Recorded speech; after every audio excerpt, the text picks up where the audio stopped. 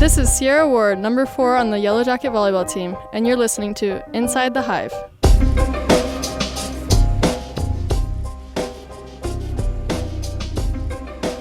Welcome to another episode of Inside the Hive. We hope you had a wonderful holidays and some time to relax with your family.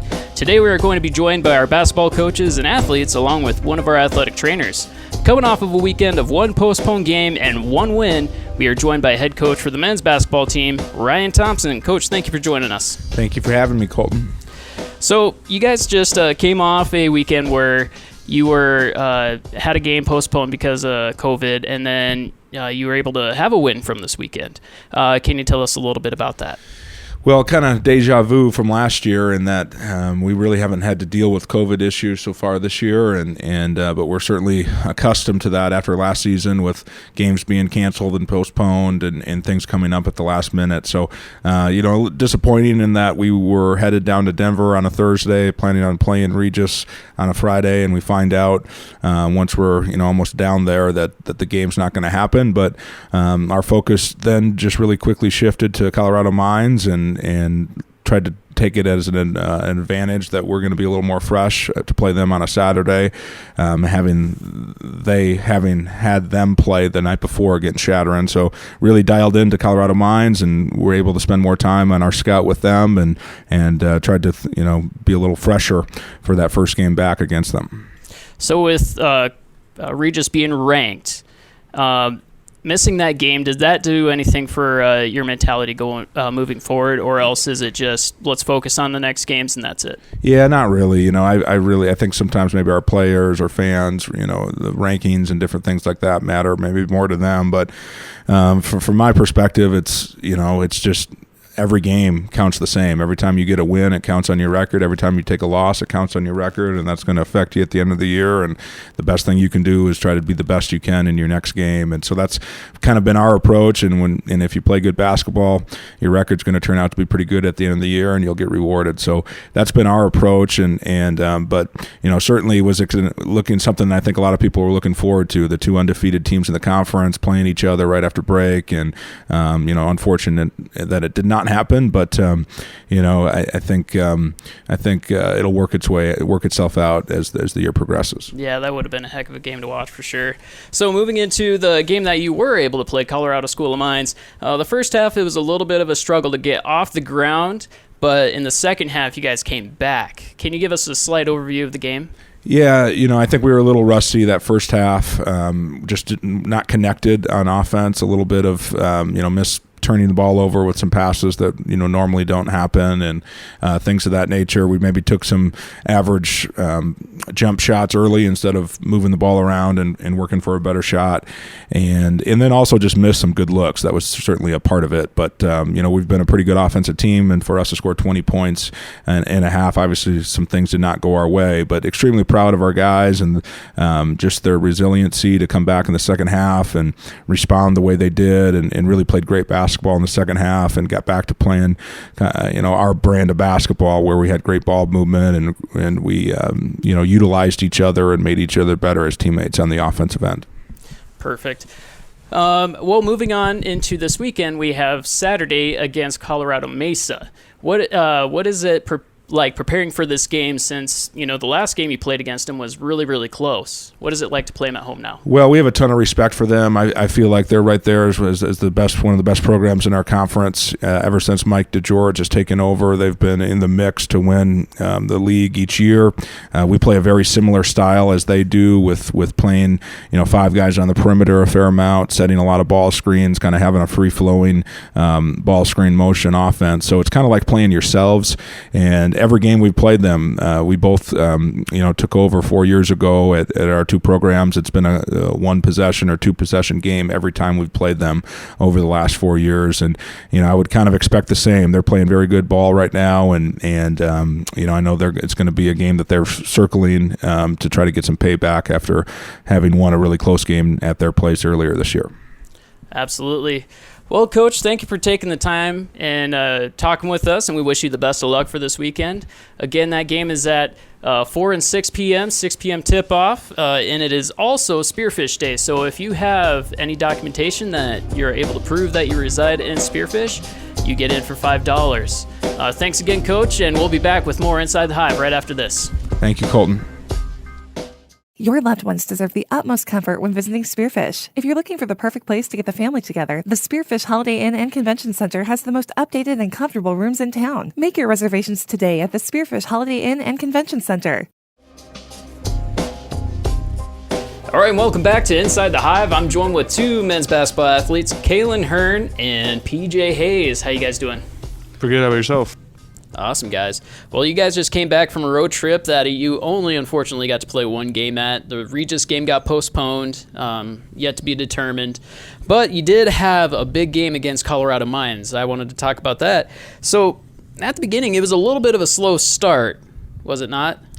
Yeah, I mean, we were coming off our break, and, the first game back is always going to be tough. So I think the first half was kind of us just, getting to feel the game again, and it took us a while, a whole half, which normally you think we should get it back into it a little bit quicker. But, we did a good job bouncing back in the second half, and that's all you can do. Yeah, that's what I was going to say is, it did start slow, but once you guys got up and cooking, you got going. Like, it wasn't just all of a sudden you guys just gave up. It was, you kept driving, you kept pushing, and it paid off in the second half.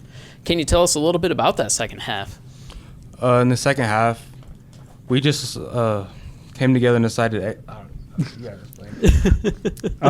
Honestly, it was just we started running the offense really well. I thought we did a good job moving the ball. I think the first half was really sticky, and we were taking a lot of, poor shots. And I think in the second half we kind of just went back to basics with, giving the ball to Joel and letting him do his thing. And then when they had to go and help on Joel, we had good kickouts and we had good one-mores, and we got the ball rolling, and that's all you got to do. Perfect. And so now that you guys have this game under your belt, I mean, obviously Colorado School of Mines, they usually have been a contender for nationally ranked in the past, but with Regis, they were ranked number 20 in the nation. And so that was a bit of a bummer not to play that game, because that would have really been, as we talked about earlier, PJ, a deciding factor for kind of who's at the top for the RMAC. So now that's still somewhat up in the air. And did that kind of take away some of that closure for you guys? Yeah, I mean, it's kind of like I kind of wanted to get out of the way. It's kind of that feeling like we're two of the top teams in the RMAC right now. We're both undefeated in the RMAC, and that's kind of like deciding the game. And to have that up in the air like that, it just it's kind of nerve wracking a little bit. Like, even though we have to focus on this next game, we're always like, hey, when are we gonna play Regis? When are we gonna play our contender? Like, when are we gonna decide that game? So right, it would have been nice to get it over with. Just kind of see how we match up against them for later in the year when we get into like the tournament stuff. But you know what? Yeah, you can't do much. It's a weird year still, sadly, but kind of do what you can, I guess. Yep. And so trying to you do try to treat games the same. Like, you try to come in and play your best no matter what, and just say it doesn't matter who we're playing at our level, we're not playing to their level. But at the same time, that's really hard to do with great teams that you're playing right now. And I mean, you guys did start off with a really tough schedule, and we have another one of those coming up again this weekend, Colorado Mesa. So what are you guys planning on for that, as far as, has the game style changed at all? Has there been anything that is different about this Colorado Mesa game coming up on Saturday? Well, they were ranked preseason number 1. So obviously when we first played them, we treated them like they were. And I think the biggest thing is, just staying solid and playing our game and not playing to their tempo. Right. Because I think I think for defense, we are like the 99th percentile in defensive tempo or something like that. Mm-hmm. There's a stat on one of our websites, and that just means that we slow down the pace. Offenses don't really run on us. We're really good in defensive transition, and we're also good on offensive transition. So I think the biggest thing is playing to our strengths and stopping this team they do run a lot. So as long as we keep doing what we do, I think we have a good shot again. Perfect. The first game on Saturday, is going to be at 6 p.m. as tip-off for the men's. Women's tipping off at 4. So now that we got that out of the way, we have to plant a little bit of some hints for our video production that we're doing for our games, and one of them is Get to Know Your Athletes, in which we're going to poll a fan from the crowd, and they're going to have to try to guess an answer to the questions that we filmed of you guys answering. So the first question was, what is your favorite movie? PJ, I'll have you go first. My favorite movie is The Dark Knight. You can't beat that. Heath Ledger, Yeah, I think he's the greatest Joker ever. Just unbelievable performance. I haven't seen the new Joker yet. That's Joaquin Phoenix, but nothing but respect for the guy. I think he did an amazing job. What about you? My favorite movie is Love and Basketball. And I think for me, when I was younger, just gave me a new perspective on being an athlete and everything it takes and all the behind-the-scenes stuff we don't really see. So I actually just really appreciate that movie. Awesome. I like that. All right, and the second question, PJ, do you remember what that one was? That was... what was that one? If you could be anyone for a day, who would it be? Yeah. So I picked Michael Jordan. I remember as a kid I'd have DVDs of, the last shot against the Jazz, Game 6. I have that whole series. I watched every single game, that whole series. I had the DVD thing, and I'd watch it on road trips. Like I've never appreciated anyone more than Michael Jordan. So, that's one I really want to be. Who didn't want to be Michael Jordan when they were growing up? Yeah. All right, what do you got? And I picked the guy from Love and Basketball. I don't exactly remember his name, but I really appreciated how he played in the movie and the performance he gave. Mm-hmm. It's not so much even about sometimes the character or the actor, it's how the actor does portraying that character that really makes it different. All right, and the third question, let's see if I can remember this off the top of my head. I think it was, if you had to describe yourself in one word, what would it be? So I said silly because I feel like I'm pretty goofy a lot of the time. I like to joke around with everyone, and especially my friends. I like to joke around a lot, so I feel like if anyone had to describe me, it'd be goofy or like silly. Stuff like that. Well, I'm the same way. I'm very sarcastic, but I need to work on my sarcasm voice because there's sometimes when people don't know that I'm being sarcastic and they think I'm just upset. I'm like, no, trust me. Well, you took my class, so you understand. Yeah. And I picked tired because, I don't know, today I was really tired. I'm tired most of the time. He sleeps all the time. That's what he just sleeps all the time. Yeah. Hey, there's nothing wrong with that. Yeah.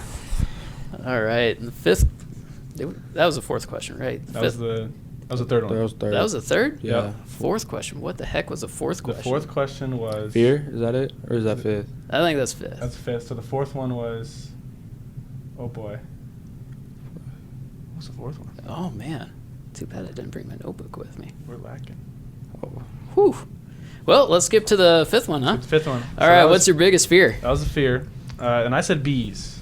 Yes. Have never been stung, but just the idea of being stung. I don't know why, because bees are fine. It's probably more like wasp, but no one really likes to say, oh, I'm scared of wasps. Bees sound better, I feel like. I do remember what the fourth one is now. What is the fourth one? What is your hidden talent? Good one. Oh, yeah. So my hidden talent, I said, was music. I can play musical instruments pretty well. I play the piano and the ukulele. I'm starting to get back into guitar. I'm not really. That's a lot more work, and I don't really have time to do it. But I like to, when I'm bored and I'm just trying to waste time a little bit. I have a keyboard in my room, so I just play on that for a little bit, and then sometimes I grab I have two ukuleles. So nice. Yeah. You know what's really crazy is there's a video game called Rocksmith, and you could literally plug in a real guitar to it, and it teaches you how to play different songs. Oh, I need that. Dude, it's sick. I got it, and I nerd out about it all the time. And then, what was the question again? What was your hidden talent? Oh, my hidden talent was figure skating. Oh, that's right. Yeah. Figure skating. I just felt like whenever I put skates on for the first time, it was just natural. You were just born to be a skater? I was just born for it. I don't know why I didn't go that way, but I think I've injured myself every single time I've gotten onto a pair of skates, so I don't even try anymore. I'm from Minnesota and I can't even skate, so I don't know. I remember I got asked to be on some beer league hockey team, and I was like, "You guys don't want me," and they're like, "No, trust me, you don't want me." I'm one of the most unathletic people in the world. I'm like, "Why did you get in athletics then?" I was like, "I don't know. They accepted me for doing video," so I was like, "Hey, I'll just keep going for it." All right, so we covered your biggest fear. Bees. And my biggest fear is drowning because and I didn't get that fear until this off season. We had a pool workout. Oh no! And I didn't realize I was that bad of a swimmer until I was in the deep end, struggling to try and make it to the ledge. Yeah, no, I've never been so scared before. I'm not even gonna lie. Dude, I get that fear. I actually Yeah. got trapped underneath the inner tube thing. I was doing some tubing out on a lake once, and I got bucked off, and I came up. Well, the tube stopped right above me, and I came up, hit the tube, instantly panicked. Although I just moved it quickly off my head. I hit that and just that. Yeah, it's a panic. I was like, I'm dead. This is how I die. So I get that fear completely. Well, the thing with Kalen is he gets that fear when his head's above the water. Yeah. He puts his toe in the water. That's not true. It's whenever you have to turn your face to swim, and every time I'll splash in my face with water. Well, Now, I never got that. I don't know how people can just get their head enough out of water. This dude thinks he's a fish and he swallows the water. I'm trying to breathe. I'm breathing hard. He breathes in the water. Oh man. Oh, goodness gracious. That's funny. All right, and the last question was, are you a cat or a dog person? Well, I am a dog person by heart. I've always had a dog, at least at every point in my life. But I would love to be a cat person, but sadly I'm allergic to cats to the point where people think I have COVID. Joe has a cat. Little hint, he does say he is a cat, even though he's a dog person. He does say he is a cat. But I was over at Joel's place, and I started just sneezing and coughing because just not even touching the cat, just being in the area with the dandruff and all that. It was terrible. So I love cats. I think they're so super cute. I love seeing videos about cats, but I can't touch them and I can't be around them. Yeah, So I had a buddy. His eyes would swell up, turn red, just eyes water, nose running, all of that, just from being around cats. He didn't even touch them. So I'm like, oh, I feel sorry for you. And he works on a farm. Get that. And I'm a cat person, but I love puppies. Oh, dude, puppies. If I could get a Siberian Husky puppy that stayed a puppy forever, oh, dude. Yeah. Right there. That's perfect. So you are a cat person, though. Yeah, Just I like grown cats. Grown cats, yes. Yeah, I like kittens too, but I like puppies probably the most. But I like grown dogs the least. It's like a list. Ah, okay, Yeah, I get it now. So all in all, you're a cat person. But Yeah, because it's 2 and 3 on the list. Nah, true. Yeah. True. Awesome. Well, thank you guys so much for joining us and taking the time to talk with us, kind of give us your opinions on the upcoming games along with the ones that you played. Well, one that you played last weekend. And so, the best of luck to you guys for this weekend, and we look forward to talking with either you or maybe someone from the team, and just wishing you a great win and just being happy that you guys won. Again, that's Spearfish Day this weekend, and tip-off is 6 p.m. for you guys, and then women's is tipping off at 4 p.m. So we wish you the best of luck, and we hope to see you win and see you guys hand off a third loss to Colorado Mesa. We'll see you hopefully at the game, fans, and we'll be back with more Inside the Hive right after this. Heard through word of mouth that Joe and Karen were looking at retiring, and my wife and I looked into it and decided we wanted to do something different. I knew the business would work by visiting with Joe and Karen, looking at things, but I needed a bank. I went and visited with Pioneer Bank and set it up the way we wanted, and everything worked. So they've been great. The rest is history. Here I am. Pioneer Bank and Trust is local. And welcome back to Inside the Hive. I'm joined right now with Tony Silva, one of our athletic trainers for BHSU Athletics. How you doing, Tony? Very well, thanks. Good. So can you tell us a little bit about what is it like in the day of an athletic trainer? Well, I think most people think all we do is hand out water, but that's not the case. For a couple of us here, we also teach class, so half of our job theoretically is in the classroom. But as an athletic trainer, Typically in the mornings, we'll do rehabs on athletes that are in or out of season. The afternoon is technically our busy time, where we go practices from basically 2 o'clock to 6 o'clock. But for the most part, it's not an 8 to 5 job, I'll put it that way. Yeah, that is for sure, because you guys travel with the team as well, right? Yes, we travel. We cover home events. So, Saturday, Sunday is sometimes just another day, but that's just the life. Yeah. In athletics, it's funny to see how, different people's schedules differ depending on what they're doing. And, for us, just like you said, it's not a 9 to 5 job, and that's almost every job in athletics. But for you, it's a little bit different than, say us up in the production booth, because not only are you there before us sometimes, just taking care of athletes that need to get taken care of, but you're there after us, helping the maybe visiting team leave. And then also the weekends we have off, because we don't have a home event, you're actually down, say, wherever, helping basketball or whatever sport you're assigned to with their athletic training needs. Yes, that's correct. And I would give yourself more credit, though. You're here typically the same time I am before. But yes, it's not, it's not a job you walk into and say, I get my weekends off. And then, when football ends, then basketball starts. When basketball ends, you have outdoor track and softball. So there really isn't an off season for us, so to speak. Yeah, we get our summers a little bit, and I guess, Christmas. But at the same time, there's a lot of people that'll ask and be like, hey, do you have this day off? And I'm like, wait, that's a holiday? So then we just move on. But so when you're going into physical training, I guess a little bit of backstory on you. What made you want to go to be a trainer for athletics? Well, I wasn't a very good athlete, first Really? and foremost. No, I don't believe that. I thought I was.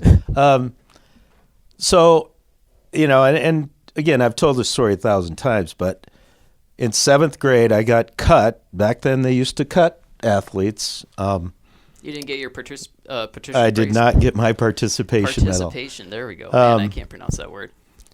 So I got cut from the basketball team, and they asked me if I wanted to be a student manager, and it still gave me an opportunity to be part of an athletic team.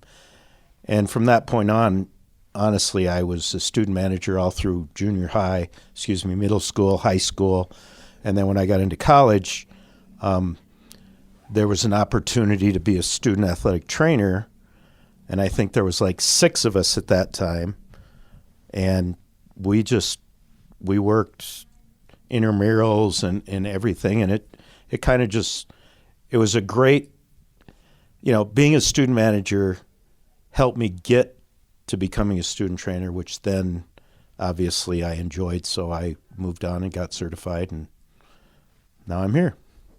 That sounds really familiar, because that's how I got into media as well. My junior year of high school, unlike you, I wasn't good at sports in any regard. I did it for more of a social standing, so I was in football and golf. Not good at either. And then winter would roll around, and I was absolutely terrible at both of those sports. So then I actually became the student manager for the women's basketball team in high school, which led me to work with South Dakota Public Broadcasting on one of the state events. So, yeah, it's a very similar story. It is. So going back to the day-to-day things, what, I guess, surprised you when you came into the training aspect? Well, when I first got into it, that was a long time ago. So Not that long ago. I can't, when I started out, I was the only person there. So I don't know if I was truly surprised by anything. I took a job in Georgia first. So maybe what surprised me most was the culture shock going from South Dakota to Georgia. But to be honest with you, as an AT, we try not to be surprised. We try to prepare for everything mentally.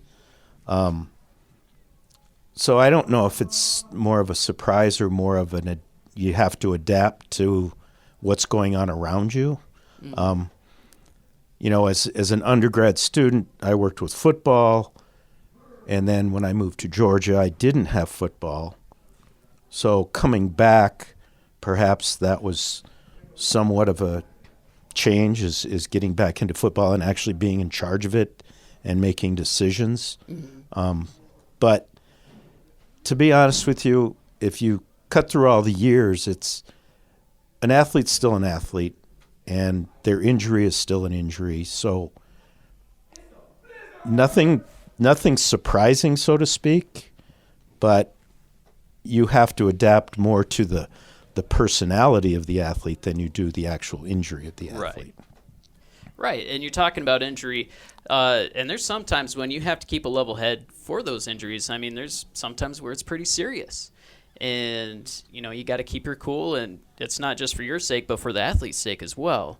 And of course, we can't go into depth on that, but that's just something that I think will take some new athletic trainers by surprise. They're going to see that injury and have that initial shock factor. Whereas, with you have some, time under your belt that you're able to see that and not necessarily have that shock factor anymore.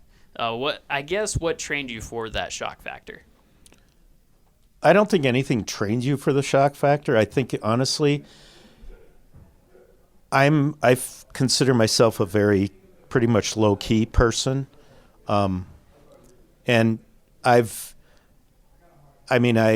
remember dislocated knees comes to mind as the worst injury to that point that I'd seen. Yes. And, I remember the situation quite well, but I think it was more the people around you that were excited more than I was. I'm sure if you had a heart rate monitor on me, my pulse was higher, but you can't get excited. And it was actually last year, they videotape everything. Well, we were in a tight game. It was a basketball game, and we hit the last second shot, and I was sitting in my chair, and I didn't move. It was an exciting moment for our team, for the game, and I didn't move. And the coaches were making fun of me for not jumping out of my chair. But you find that that's the best way to be, is just try not to show too much emotion, especially on the high side. And that's completely opposite from us. Up in the booth, we're jumping around, we're hooping and hollering, and I found out I can't sit at the scores table anymore because I cheer too much. Yes. And, they always said that there's no cheering in the control booth, but at Black Hills State Athletics, that's not the case. I have been warned by officials to keep my mouth shut. I will say that. Oh, a time you or have two. been warned. A time or two. Yeah, with us, you should just join us up at the top. I mean, we yell at the officials and everything over the headset. We'll even give you a headset. Okay. Well, Tony, thank you for joining us. It sounds like the men's basketball team is coming in, getting ready for practice, so we'll let you get to that. But thank you for taking the time, and we'll be back with more Inside the Hive right after this. Your vehicle is the lifeline to work and play. Finding your next upgrade can be complicated and expensive. You shouldn't settle for a vehicle at a random sales lot. Choose a dealer who guides you to a better decision. For over 90 years, the people at Junix and Spearfish have helped countless people like you make better vehicle decisions. Click on the link to see what's available, then schedule a test drive to see what's possible with Junix Chrysler Jeep Dodge Ram on West Jackson in Spearfish.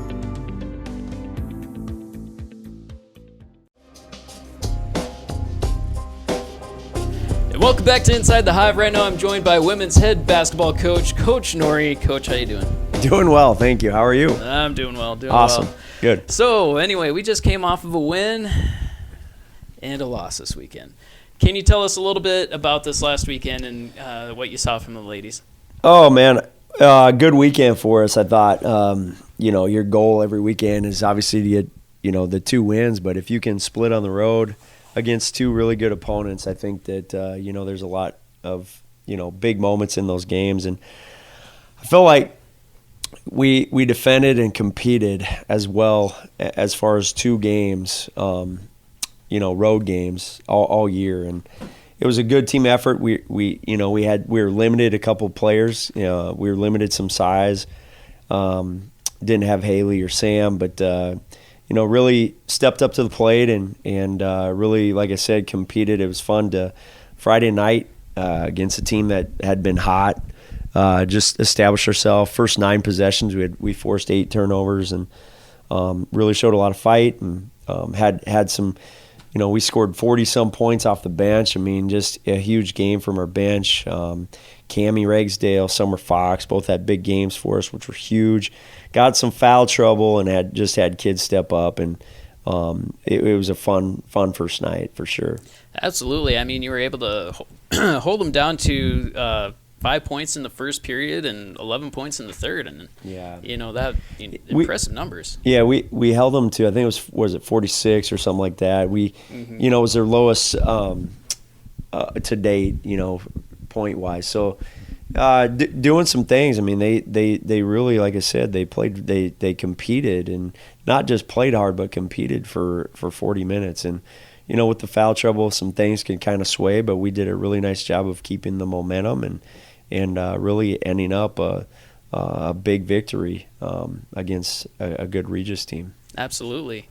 And then moving on into the Colorado Mines game, losing that one to 67-55. They are a good team. They are. Absolutely. That's as good as a team as I've seen in a while over the last few years. I mean, they're very seasoned. They have everyone back from a team that, was conference champs last year, and the second half, we won the second half. That first quarter got us. We struggled scoring against their size. Had a lot of turnovers, things that were uncharacteristic of how we have been playing. But I think it's hard to replicate that size in practice, and it's hard to. It is, and until you go against it, and they extended their pressure too, more so this year, and it got us a little bit. I thought we could get some more backdoors against them, but really struggled shooting the ball and scoring it. But like I said, I was super proud of competing, and numerous times we could have cut the score to single digits. I think we lost by 12, but it's a competitive game, and we eliminate a few of the mistakes. We hit a few more shots that we normally hit, and we're right in there against like I said, I don't think they're 12th in the country, 13th in the country now, but like I said, it was a team that it's the best team I've seen in the conference in a while. I mean, and so I was really proud of the team and how they competed. Yeah, I mean, I don't know if people recognize this, but they were number 16 in the nation when you played them. Yeah. So yeah, is that what they were? 16? Yep. I thought they were 13 on some polls, but yeah, they could be. But they're gonna move up. They're gonna move up. They're a good team. They definitely were shooting like they were going to move up. And, I mean, you were moving back to that first period, or the first quarter. The first quarter, they held you to 7 points, and they got 17 up. And, any game you play, that's hard to come back from. But yet you guys still played the game. It wasn't like you guys gave up. It wasn't like you just threw in the towel. Right. It was a great game. Right. We didn't it hurt us not having our size against that team. Like I said, they go 6 foot, 6'2" across the board, and they're long. It's a long 6'2", and athletic, and our gals, 5'10", 5'11", competing their butts off, and had it had one more quarter, I think we would have wore them down. But these guys, we were punching them. I mean, it wasn't like we were laying over like a little puppy dog, peeing on ourselves. We fought, and that's why I was proud of them. I mean, it's a team it's a new team. We have a lot of new pieces, and just super proud of what they're doing, and we're getting better. So that's all we can ask for. Absolutely, and I like how you brought up that you can't practice that size. Like, you guys practice, but you can't go against that size because we don't have that size to practice against necessarily. So Right. The fact that they were able to just still compete, and they, like you said, you weren't puppy dogs just laying over. Yeah. You just gave it your all, and Yeah. that's all you could ask. Yeah, exactly. And so, yeah, being super proud of the ladies is something. It's a good group. And I don't know if we talked about this too. I mean, first time, I mean, we had over a 3.7 GPA. It was a C373 team GPA. And they're a team that, you know, a lot of people, you know, you look at the score and you think, oh man, we played bad, lost by 12, you know. But it's the thing is that these gals really, really compete, and I can always count on them to do that, whether it's in the classroom or on the floor. And you know, they're starting to learn the system and getting things familiar or figured out. And so, you know, we're coming, we're getting better. Yeah, absolutely. And, you know, a lot of times fans and stuff, they don't look at them as student athletes. They look at them as athletes. And, you know, one of the things that I try to stress is that they're student athletes, student first. And that's why they're here in college, is to be a student. And the fact that they have over a 3.7 GPA as a student athlete, it's hard enough to just be a student, let alone a student athlete. And they are some of the nicest people in the world. Thank you. Your team. Yeah, thank you. And nothing but respect for them, because Thank you. even when I was a student here, I honestly, if I was trying to be a student athlete, I would have struggled my entire college career. Yeah, it's hard. It is. And I appreciate you saying that. Just having the balance there is fantastic. Thank you for seeing that and recognizing that, because I feel the same way. And coaching is you want to win every stinking game you play, and you compete to win championships, and you know, but also, you know, building character and you know, we get back on a bus ride, and these are the gals that are helping, you know, our coaches bring in, you know, all the food that we have left over, or bringing the coolers, or bringing, you know, and they want to help. They like to help. And so I think just the game teaches them to go above and beyond, and they know that kids look up to them, and we preach that all the time, that you're noticeable, and you know, because you are noticeable doesn't make you better, but it makes you need to help more and be role models for these kids, so they see that, so you know, they don't take things for granted. And you know, you have to work hard to be good at anything. And so I'm, like I said, I'm super proud of these gals, and I'm thankful to be their coach, and that's the most enjoyable thing, is just seeing these kids get better and become better people, and they make me a better person as well. So. Well, Coach, I couldn't say it better myself, and I think that's a great note to end on for this interview. So we'll be back with more Inside the Hive right after this. Thank you, Coach. You're welcome. Thank you. While you're visiting Spearfish, stop into Lucky's 13 for half-price drinks and appetizers every weekday from 4:30 to 6. Need an exciting venue to host your next event? Look no further than our party room. Unwind at Lucky's 13, just off exit 14 in Spearfish.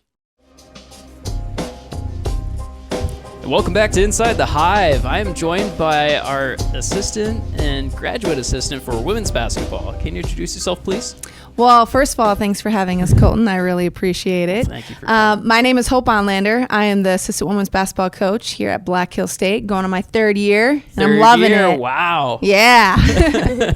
And I'm Hallie Bussey. I'm the graduate assistant for the women's basketball team. Fantastic. And this is your first year? First year. Yep. Moved here in August. So And she's wonderful. We love having her on board. Absolutely. No, it's really good. I was just talking to Coach about the aura around women's basketball, and I said that everyone that's involved with women's basketball just seems to have such a great attitude. And that's what kind of prompted us to bring you on the show, was that we want to know what it's like as a assistant coach or a graduate assistant, and also just to kind of show that, you know, I hate the saying that we're all family here when we work. I don't know why. That just, you know, makes my skin crawl. But for us, like, I actually truly believe it, because, you know, if there's something going on, it's almost a family atmosphere of, hey, what can I do to help? You know, I care about you, that kind of thing. So, you know, with that being said, I just wanted to see what it's like in the operations of women's basketball for day-to-day, game day, all of that stuff, because there's so many moving parts when it comes to being a coach. Mm-hmm. And the reason that head coaches have assistant coaches is because it's almost impossible for them to do it on their own. You got recruiting, you have to get all the hotel rooms, you have all of the travel worries. There's just 1,000 moving parts. So I guess the first question is, on game day, what does the average game day look like for you two? Well, I would say, first off, usually the first thing we start off with is, we come in, we have shoot around, we'll do film and everything. And we do a lot of preparation stuff as earlier in the week, So by that time when it's game day, we're ready to rock and roll. We're feeling sharp. We're feeling crisp, and we love to give out positive vibes. It's game day. That's what we prepare for. That's what we, as coaches, we love and we live for. And, and our girls, that's what they prepare for. They put in such, hard work throughout the week. And so it's good to reward yourself with a game and everything. Absolutely. But, there's a lot of different intangibles that, go with it. Got to have the film ready, making sure we're accommodating the other teams. We want to make sure we give other teams great experiences when they come here too, So that's an important thing that we really try to make sure we do. And, other than that, try to keep your head clear and we know what we need to do. So at that point, we just get ready for game day. What about you? My game day does a lot of following Hope around because I am starting to learn what it's like to be the assistant coach. I just got done being a player, so transitioning into the coaching is very different on game days from what I'm used to. So I've been learning a lot from Hope, and she's been so great. And she's also so organized and so prepared. So it's really easy to learn a lot from her. And so my game days are very similar to what Hope just explained as well. I think I should take some notes on the whole organization thing because, when we were talking about all the moving parts, you're talking about game film before, having that all ready to go. Mm-hmm. For me, it's a little bit similar. Like, I got to have the scripts ready to go. I have to, make sure this is done, this is done, this is done. And there's so many little things. I don't know if it's the same with you, but there's little things that sometimes get, thrown under the radar. And then game day comes around and it's like, I forgot this graphic or I forgot this video. And it's like, oh, yeah. Well, looks like I'm going to make a mad dash to get that done. Yeah, there's a lot of moving parts with it. I am an organization freak, so I don't know if that's a good thing or a bad thing. But it's so good. But for game days, I have my game day checklist, whether it's road games or away games, so I know I don't forget anything, and it makes me feel better then. Yeah. I've tried to do checklists, and I always forget something off the checklist. And then, of course, I'm like, everything's done. No, not everything's done. So I got to go back. But so we got game day down. Mm-hmm. So let's go back to talking about getting that game film ready. What is the scope of that? So what does that look like? Well, we watch a lot of film. It'll be hours and hours of film throughout the week. And there's just a lot of different things you look for. Every team's different, so you're looking at what they do defensively. How do they scheme? And you kind of got to put yourself in their shoes like, all right, here's their personnel, here's our personnel. What would they try to do against us, to put us in tough situations? So you kind of have to play both sides a little bit, because we're doing the same thing against them. And then, offensively too, you're looking at what they're doing and, sets or just different actions or, are they a team that do they just like to really push in transition? Are they more of a half court team, So there's a lot of different intangibles there when it comes to that. But, it's really fun. I really enjoy it. And I think it's kind of cool to find ways to scheme against different teams, Mm-hmm. So it's fun. Yeah. Good. What about you? It's also been really neat to have to do that before games. Excuse me. We need to get some blinds on our studio here.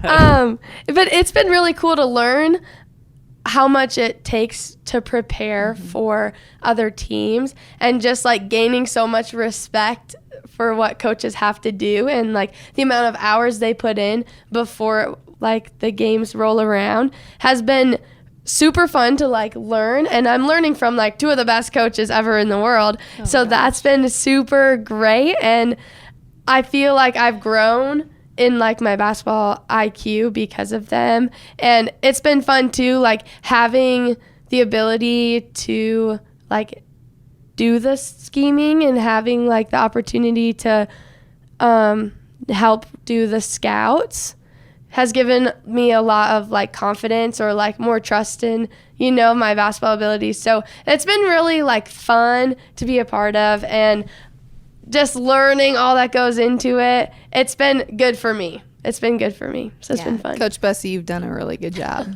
Thank a really you. good job. You've improved so much. Thank you. Yeah. Because of you guys. Oh, Seriously. no. Seriously. I learned a lot from you, so You know, it's fun. Yeah, coaching is one of those things that you need to do in order to really understand it, because, you know, like we were talking about, there's a lot to it. There's a lot that you don't think about.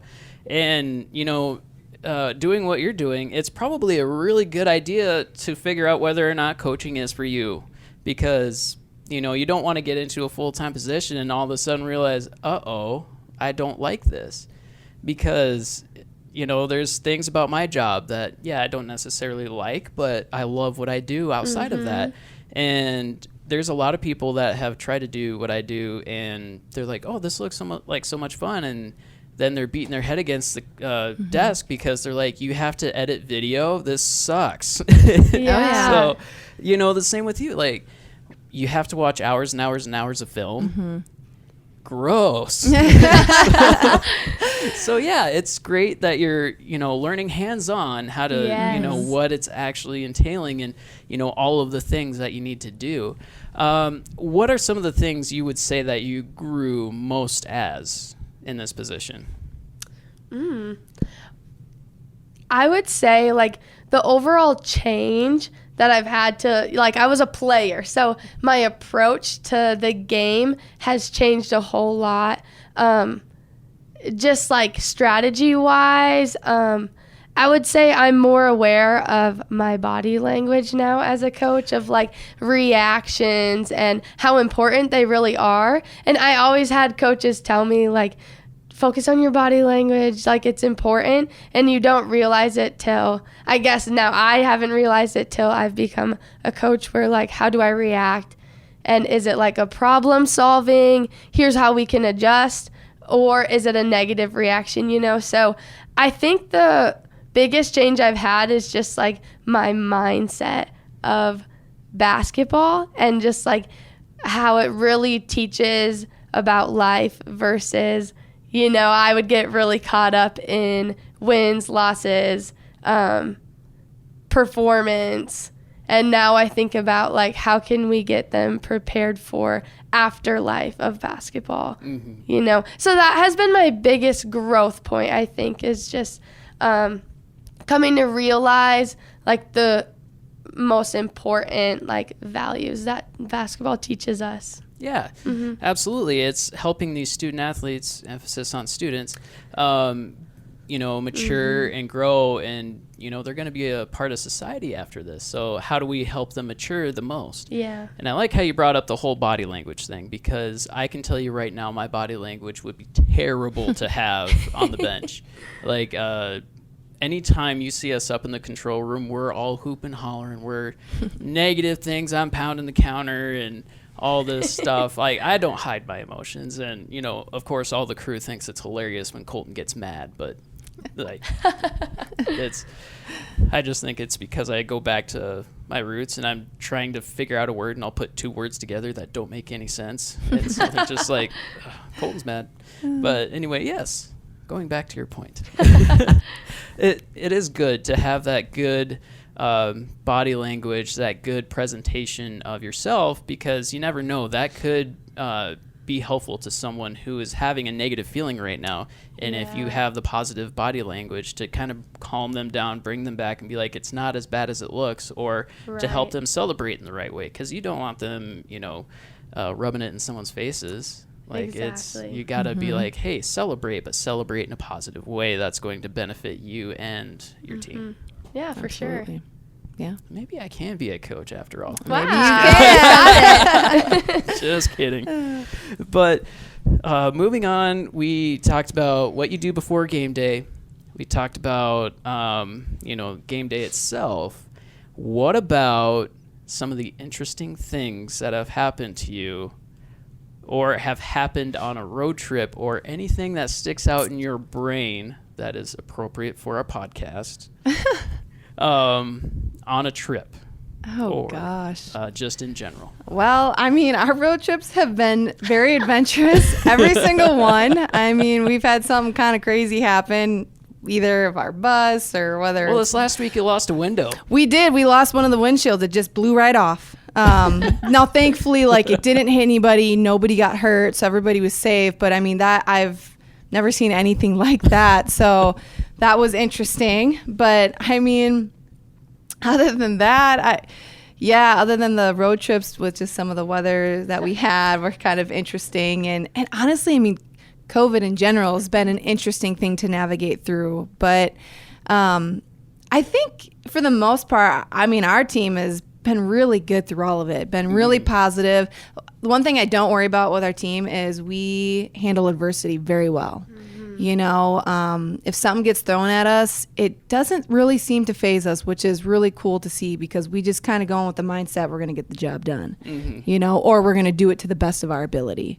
But yeah, you know, I would say the whole windshield was probably the craziest thing I've ever seen on a road trip. Wow, that was something. So yeah. I get that. Yeah. Hallie, now you can dig back into before you came to BH if you want to, because I know the windshield thing is hard to beat. It is a hard one to beat. Oh my gosh. Just a warning, don't bring up Hawaii because I'm still sour about that. Yeah. I went to Hawaii. It was really great. It was nice and warm. Great weather. I'm trying to think of a good story. One, I guess, that sticks out is like, so last year I was a senior playing and COVID happened. And there was a game where we had to postpone it to like the next day. And we were about to leave for the game. So it was Saturday and our game was Saturday night. And our bus breaks down and we can't seem to like find another option. So we think we're going to have to cancel. But anyways, we figure out a way to get there. And it was almost like high school again. Like you roll into like we didn't even go to the hotel. We had no pregame routine whatsoever. We were on a bus for 4 hours and we roll up to the gym. We put our shoes on, we stretch and we play. And it was a super fun game. We ended up winning, which is crazy because we were so out of routine. But I think it just comes to mind because our like last year too, it was just so much adversity and you almost have to just laugh about it and, you know, roll with it, see whatever's next. Like, okay, what's next, coach? Like, what do we got to do to get ready for the game? So it was a lot of fun. I enjoyed my time as an athlete, and that's just one of the stories that kind of cracks me up. Like, you know, high school again, let's roll up and let's play. So it was fun. Just get out of the bus and just get going. Lace up, stretch a little bit, and tip. Yeah, it was fun. You go. Well, thank you so much for joining us. It's been great getting an insight into, you know, what goes on inside, you know, behind the scenes of basketball. So thank you again for joining us. Yeah, thanks for having us. Thank you for having us. It was fun. But anyways, so this weekend we have a home game against Colorado Mesa. Tip-off for women's is at 4, tip-off for men is at 6. And if you can prove that you are a resident of Spearfish, you can bring a driver's license, you could bring anything that has your name on it and an address proving that you are from Spearfish and get in for $5. From everyone here at Inside the Hive and BHSU Athletics, we wish you the best and go Yellow Jackets. This has been a Black Hills State University production.